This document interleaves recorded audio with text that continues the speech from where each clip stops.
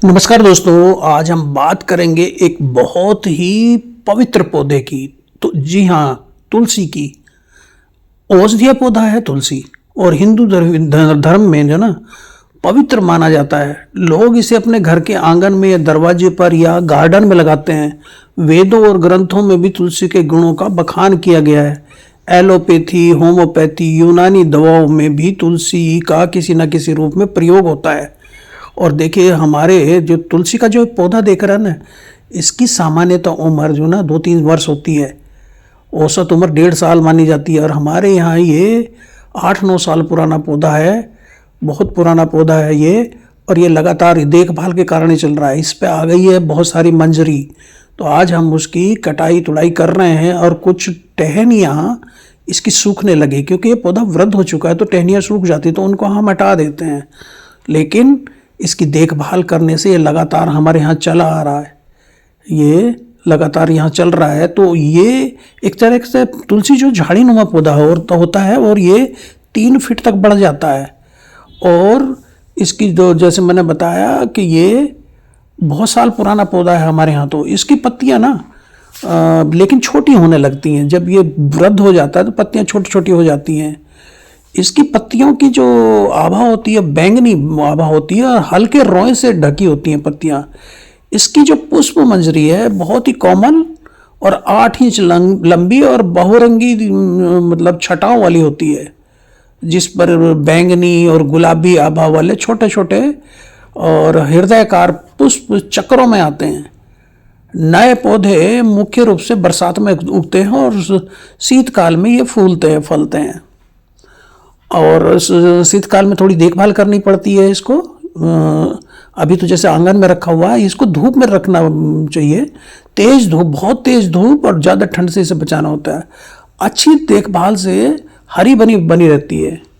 मगर जैसे मैंने बताया कि 3 साल बाद ये वृद्ध हो ही जाते हैं, पत्ते कम आते हैं और छोटे आ जाते हैं, शाखाएं सूखने लगती हैं। तो वही डेड हेडिंग इसकी प्रूनिंग हमें करनी पड़ती है। इसकी जगह अगर आपको ये लगता है कि उतना अच्छा पौधा नहीं है तो नया पौधा लगा सकते हैं। इसकी कई प्रजातियां हैं। मगर जो ओसीमम सेक्टम जिसका वैज्ञानिक नाम है, वो तुलसी की जो पवित्र तुलसी मानी जाती है वो ओसीमम सेक्टम है, जिसकी उसकी भी 2 प्रजातियां। इसकी तो एक तो हरी पत्ती होती है उसकी, उसे हम श्री तुलसी या राम तुलसी, और जिसकी काली होती है उसे श्यामा तुलसी या कृष्णा तुलसी कहा जाता है। और गुण धर्म की दृष्टि से अगर देखें तो काली तुलसी को श्रेष्ठ माना जाता है, जबकि दोनों ही गुणों में समान होती है। तुलसी जो औषधीय गुणों से भरपूर होती है और सर्दी, जुकाम, खांसी और दांत रोग, श्वास संधि संबंधी रोगों के लिए बहुत ही फायदेमंद है। तनाव दूर करने में और प्रतिरोधक क्षमता बढ़ाने में इसका मुख्य रोल है। इसकी चाय और काढ़ा बहुत फायदेमंद है। और इसके बारे में कहा जाता है कि इसको बहुत सारी मान्यता है तुलसी के बारे में, क्योंकि ये एक पवित्र पौधा है। और इसमें कहा जाता है कि आप विषम संख्या में इसके पौधे रखिए। अगर ज़्यादा रखने हैं तो 1 रखिए या 3 रखिए या 5 रखिए, 7 रखिए। विषम संख्या में तुलसी के पौधे लगाना शुभ माना जाता है। तुलसी के पौधे में देवी लक्ष्मी का वास माना जाता है और गुरुवार के दिन भगवान विष्णु और माँ लक्ष्मी की पूजा करके उनके चरणों में इस मंजरी को चढ़ाने से वो प्रसन्न होते हैं और मनोकामना पूरी होती है। तो इसलिए इसकी जो हमारी और आर्थिक तंगी भी दूर हो जाती है, ये बताया जाता है, ऐसी मान्यता है। तो इस मंजरी को ऐसी हमें फेंक नहीं देना चाहिए। तो ये हमें ध्यान रखना कि लाल रंग के कपड़े में बांधकर तिजोरी में रखने से इस मंजरी को धन की कमी पूरी हो जाती है। ऐसी मान्यताएं इससे जुड़ी हुई हैं। अब हमें जो ना इसकी देखभाल में ये करना होता है, तुलसी में प्रतिदिन स्नान करके इसको जल अर्पित करने से ना, तथा शाम को घी का दीपक जलाने से आर्थिक तंगी दूर हो जाती है। और जैसे मैंने बताया, बहुत सारी बीमारियों में ये इस्तेमाल इसका होता है। सर्दी, जुकाम, खांसी, बुखार, सिर दर्द, पेट की समस्या, गैस, भूखने लगना, किडनी की समस्या, अस्थमा, गुर्दे की पथरी, मतली, उल्टी, त्वचा जैसी समस्याएं, डायबिटीज, तनाव, सांप या कीड़े के काटने पर इसका इस्तेमाल होता है इन चीज़ों में।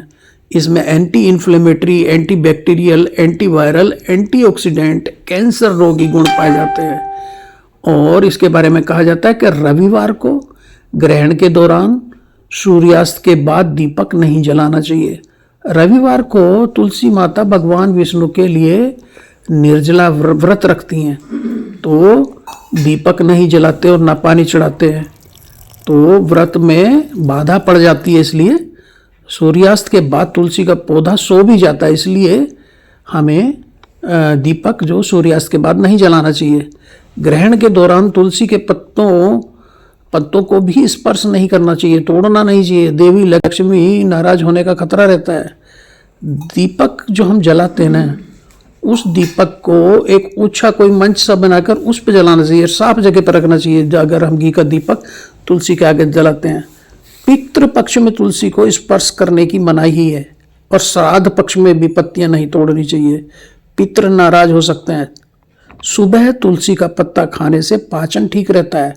2-4 पत्ते एक दिन में आप खा सकते हैं। जल देते समय जो इसका मंत्र होता है, महाप्रसाद जननी, सर्व सौभाग्य वर्धनी, आदि व्याधि हरा नित्यम तुलसी त्वम नमोस्तुते, इस मंत्र का जाप करना चाहिए। लाल रंग की ओढ़नी इसको पहना के रखना चाहिए। एकादशी और द्वादशी के दिन जो ना पत्ते नहीं तोड़ने चाहिए, और इसके पौधे में हल्दी डाल देना चाहिए। हल्दी डालने से, हल्दी हो पाउडर या गांठ हो डालने से नकारात्मक ऊर्जा का नाश होता है। माता लक्ष्मी की कृपा बनी रहती है, पौधे की जड़ मजबूत होती है और बढ़वार अच्छी होती है, और रोगों से बचाव होता है तुलसी का, अगर हम हल्दी का डाल देते हैं इसके गमले में। तो पत्ती तोड़ते समय आप एक छोटा सा मंत्र है, ओम सुभद्राय नमः, ये भी बोल सकते हैं। और पूजा करते समय लाल धागा कलावा इस पर बांधना चाहिए, और चंदन का तिलक करना चाहिए। गर्भवती महिलाओं को तुलसी अत्यधिक नहीं खानी चाहिए। और तुलसी माता को लाल, गुलाबी, सफ़ेद फूल चढ़ाए जाते हैं जब पूजा करते हैं, सिंदूर लगाते हैं, घी का दीपक जलाते हैं, और लाल चुनरी गुरुवार को चढ़ाई जाती है। रविवार को पानी नहीं देते हैं, जैसे मैंने बताया, क्योंकि निर्जला व्रत भगवान विष्णु का रखती हैं तुलसी जी। सूखने का कारण तुलसी का कम पानी या ज़्यादा पानी होता है, और इसकी जो टहनी को जो है ना मिट्टी में दमा दें, लेकिन मंजरी का इस्तेमाल आप कई तरीके से अपने घर में कर सकते हैं। ये जो पौधा है ना, शुक्रवार को खरीदना शुभ माना जाता है नर्सरी से, अगर आप लेके आ रहे हैं। तुलसी का तासीर जो ना इसका गर्म होता है, इसीलिए खांसी जुकाम में सर्दियों में बहुत अच्छा काम करती है इसकी चाय और काढ़ा। मंजरी रविवार और मंगलवार को छोड़कर बाकी दिनों में आप तोड़ सकते हैं। जब मंजरी भूरी हो जाए तब तोड़ना चाहिए। तुलसी पर मंजरी आना तुलसी के सर पे, तुलसी माता के सर पे एक भार माना जाता है। कुछ लोगों की मान्यता है कि ये तुलसी माता का नाखून माना जाता है इसको, मंजरी को पैरों के नीचे नहीं पड़ाना चाहिए, पैरों के नीचे नहीं डालना चाहिए, शाम को इसको नहीं तोड़ना चाहिए। तुलसी की मंजरी को शालिग्राम पर चढ़ाने से माता लक्ष्मी की कृपा मिलती रहती है। मंजरी को रोजाना शाम को घी के दीपक में डालकर जलाना चाहिए। जल तांबे के, जो जल चढ़ाते हैं हम तुलसी को, तांबे के लोटे में ही चढ़ाना चाहिए, और जड़ की तरफ से जल को चढ़ाना चाहिए। कच्चे दूध की कुछ बूंदें जल में मिलाकर हम तुलसी को अर्पित कर सकते हैं, चढ़ा सकते हैं। गन्ने का रस चढ़ा सकते हैं।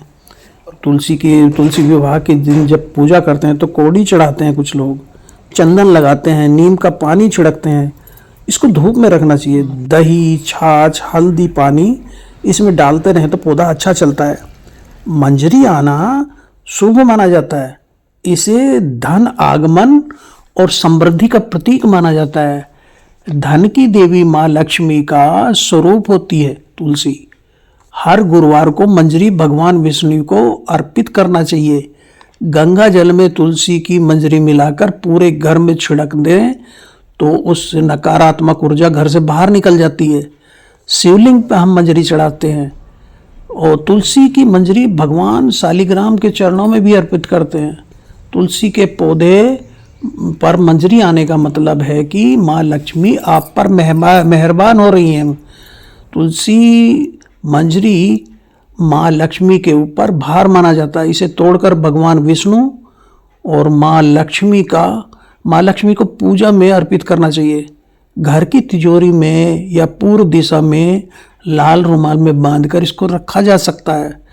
और लक्ष्मी का स्वरूप है तुलसी का पौधा, तो इसलिए भगवान शिव पर इस दूध में मिलाकर अभिषेक कर सकते हैं मंजरी का, कि मंजरी को दूध में मिलाकर भगवान शिव पर या शिवलिंग पर हम अर्पित कर सकते हैं। माँ लक्ष्मी को चढ़ा सकते हैं।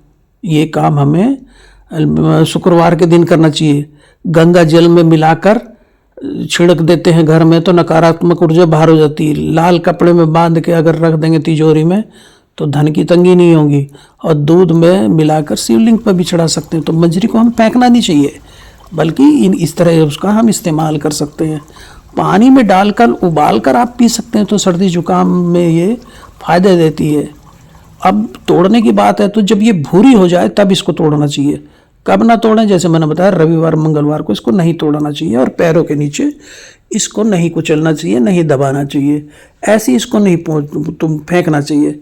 इसकी पत्तियों को, इसकी मंजरी को अगर और भी तो कपड़े में बांध के जल में प्रभावित कर देना चाहिए।